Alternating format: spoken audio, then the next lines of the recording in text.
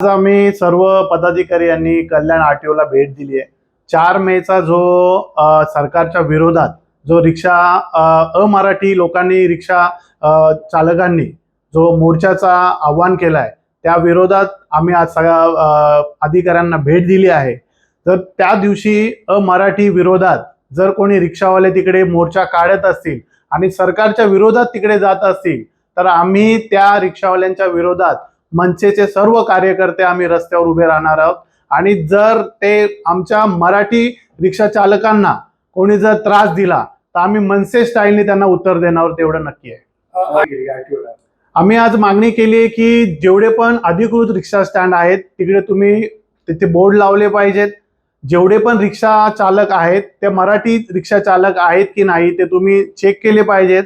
आणि तिथे जर त्यांना कोणत्याही प्रकारची ट्रॅफिक यांना कोणत्याही प्रकारची मदत पाहिजे असेल तर मनसे पदाधिकारी हे त्यांच्या सोबत तिकडे उभे असतील।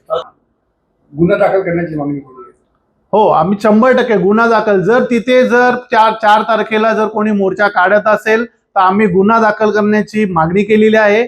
आणि त्या रिक्षा चालकांचे त्यांचे परवाने रद्द करण्याची आम्ही मागणी केलेली आहे।